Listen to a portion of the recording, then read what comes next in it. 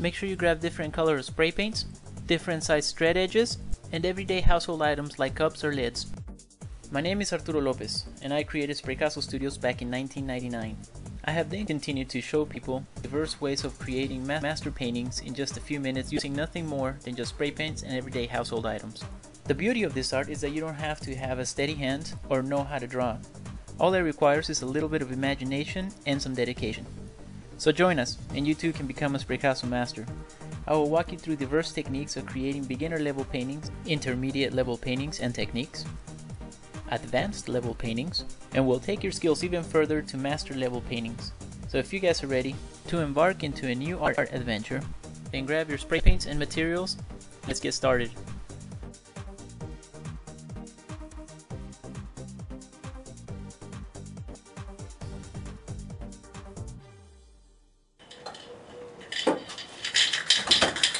Alright crew, what do you guys say? You guys ready? Alright, grab your spray paints. Let's begin.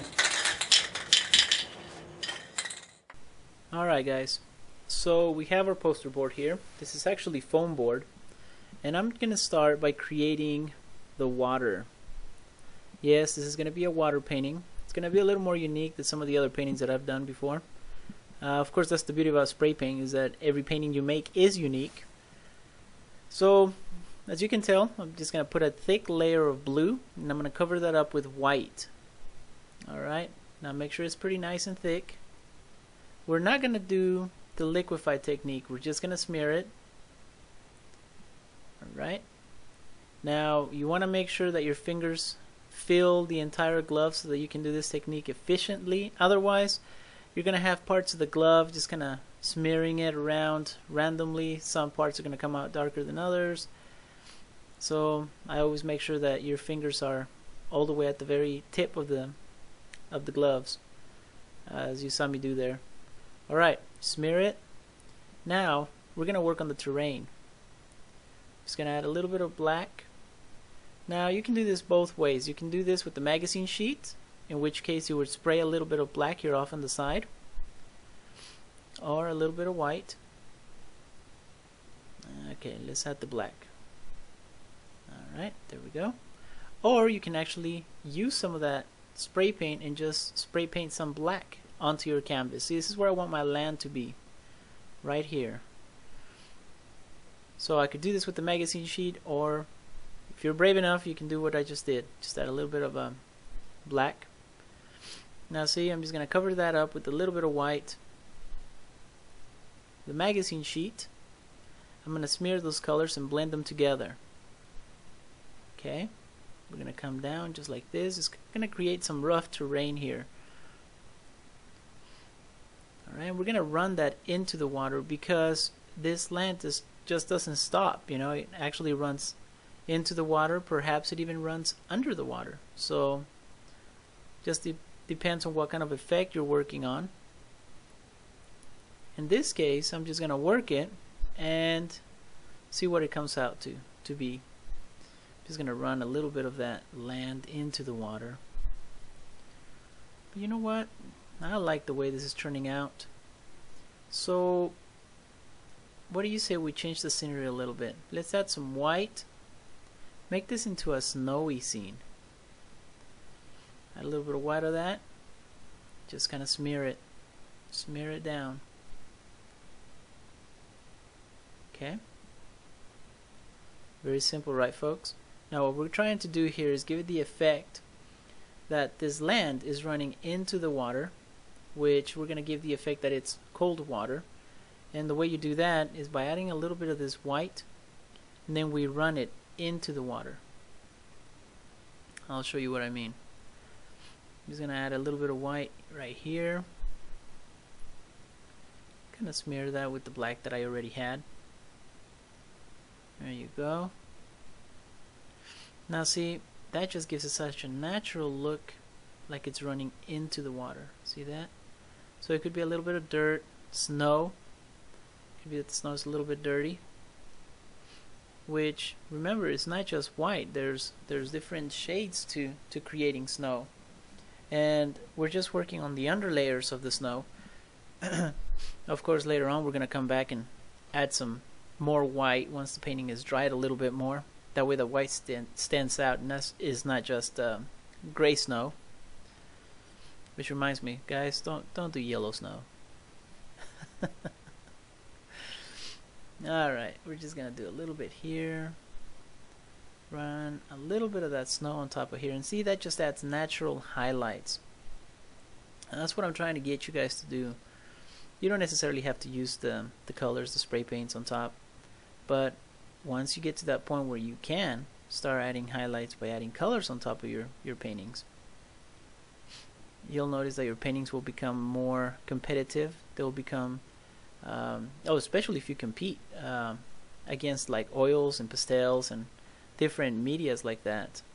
I'm telling you, they're not gonna believe you. Not only did you create this painting in just a few minutes, but they're not gonna believe that it's actual spray paint. I still run into that, folks. All right, just a little bit of white here. Run that into the lake or river. Could be a little stream. Here in Carlsbad, we have something that we call the beach. It's a river. It's a very small stream. We like to fool people into thinking that we have a full-blown beach, but it looks kind of something like this. Very small.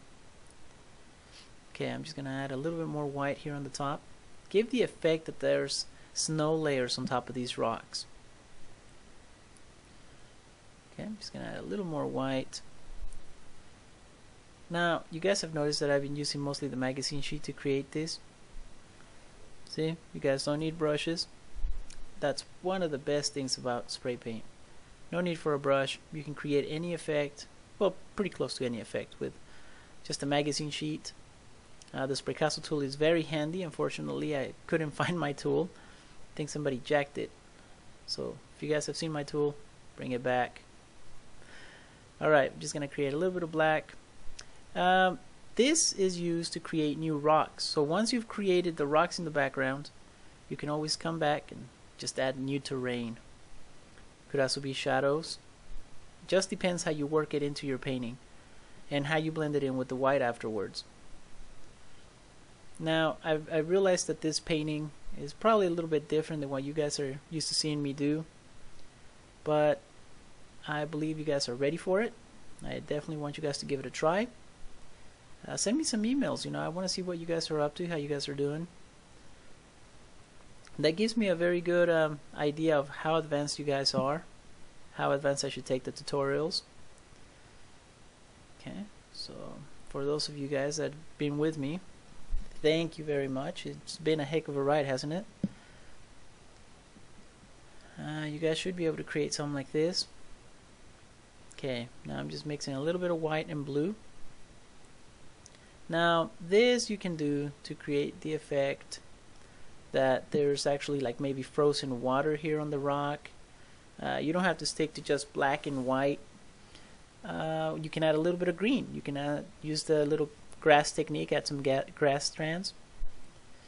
Just going to create the blue here. But I believe a nice snowy scenery, since it uses the basic colors, right? We have black and we have white, and of course blue in this case. It'll give you a very nice idea of how I do to mix my colors, and a very good idea of the whole shadow and light perspective as well. Alright, just add a little bit of black, a little bit of white on top of that. And you guys have been out there on snowy days. It's been weird here in Carlsbad. It's been snowing lately. We're not used to it, but we're trying to cope. Anyways, this is what the sky looks like when it starts to snow. It's really gray, but you can still see a hint of that blue in the background. That's what I was going for. Using the Spraycasso funnel, which I had to make before the tutorial because I couldn't find my other one. I know, it's horrible. It's been a while since I've painted. Most of my stuff is probably at the studio. I just haven't gone down there and gotten it. Alright, we're just going to create some trees here.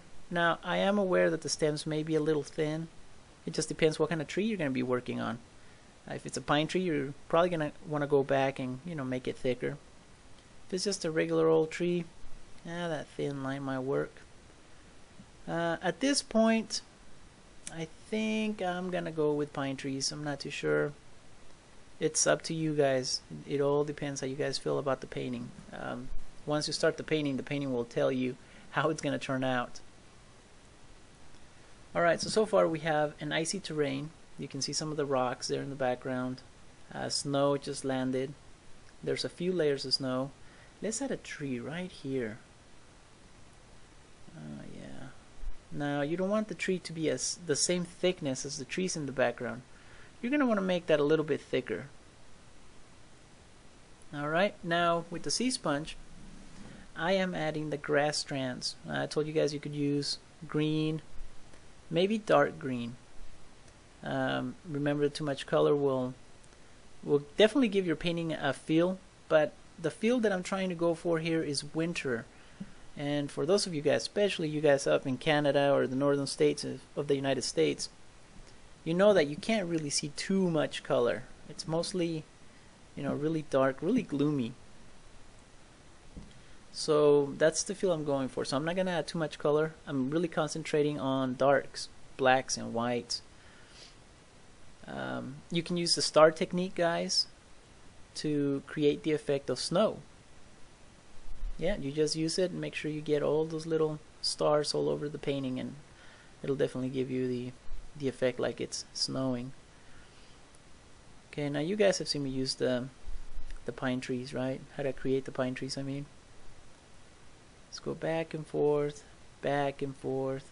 Now there's plenty of tutorials where I do this. In fact, I do believe I have a tutorial where I actually explain a couple different types of trees and how to create them. Alright, since I couldn't find my Picasso tool, I'm just going to use a magazine sheet, and I'm going to fold that, right, just like that, and I'm going to create the effect that perhaps this tree, you know what, I really don't know the name of the trees, but they do have this little white smear that looks on them, and you can give that effect by just smearing some of the white onto the black. Or by adding more white, you can give the effect that not only is the tree there, but there's snow on top of it. Okay. Now this is a technique I've used not just on this tree here. I've used it on plenty other tutorials where I give the effect that there's snow, but there is a type. I wish I could remember the type of tree that it is, and I have it at the tip of my mouth. I just can't come up with it right now, guys. Anyways, it makes it look very realistic. I definitely encourage you to try this. Alright, just like that. And, you know, just imagine that you have a forest of these type of trees, just everywhere. And you can do that. This is not going to be one of those paintings, but I'm just trying to give you guys some ideas as to where you can use that technique. Make a tree here. I'm adding a second layer of trees. So we've already done our trees in the background, right? We've added some grass strands throughout the painting. Obviously the effect that there's snow mixed with dirt is there, which is perfect. It's really what I was going for. And now we're just adding another layer. Layer, guys, is very important in the art of spray paint, because you start off with your background layers and then you start working your way front, right?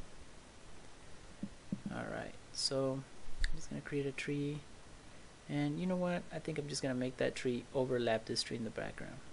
Here I am talking to you about layers, and then I don't follow my own my own advice here. Yes, make sure you overlap some of your previous trees. That'll give a definite perception to your painting. Can you see some of the stars? Or, well, they're snowflakes, but you guys know how to create that, right? It's one of the very first techniques you learn when spray painting. I teach you guys how to create stars, and the way you do that is you get a spray can, tip it at a 45-degree angle away from the painting, and very gently just let the drips come down onto the painting. Now I added a layer of the stars or the snowflakes, And then now I'm adding more trees. So don't forget that when you do that, you might have to come back and add a few more stars to overlap those trees as well. Okay, I'm just gonna add a little bit more grass right here, right around the trees. Perhaps you can make some bushes too. Alright. Now what you can do as well, guys, is once you create the bushes or the grass strands and all of this good stuff to make your painting come alive, with a little bit of white you can always go over it, add just a few drops of white with the sea sponge on top of the grass strands, and it'll give the effect that there's ice or snowflakes have landed on these plants. I really enjoy working with snow sceneries. I do believe the next tutorial I'll make will be a master painting. I don't know, I haven't decided yet. But I do want to create a master painting in the whole snow scenery. I want to add plenty of trees, more layers, make it a little more complicated. They really are a lot of fun, guys. Alright, just see, I added some grass strands, added a little bit of white to it, and it gives it the effect that there's actually snow on top of them. Alright, just like that. And you can do that throughout your painting. Now, I really like the way that piece of land by the tree came out. It really looks like it goes under the ice. See that? It just kind of goes underneath it. You can still see it. Alright, you know what? There's still a few tree stems. Yeah. Okay, where is... there we go. You know, I always have the hardest time finding the sea sponge once I put it down. You guys are probably wondering why the gloves. You know what? I've had plenty of comments. People asking me why don't I wear gloves. You can. I mean, seriously, guys, you really can. In this case, look at all that paint I have on those gloves. That's paint that's not on my hands. Well, not only that, guys, I don't have the I usually have like paint thinner at the shop, and I don't have it here with me, so I figured, you know what, I have plenty of gloves, might as well use them. Alright, we're just gonna add another layer of tree right here, a little bit darker. You can always go back, guys, with a little bit of white and add snow on these pine trees in the background. Remember, it was snowing, so you can always do that. Alright, look at that. Fast, easy, and good. Alright, I hope you guys have enjoyed today's tutorial. I'm going to do something a little bit different here. When I was in high school, I used to paint. I've always been a painter.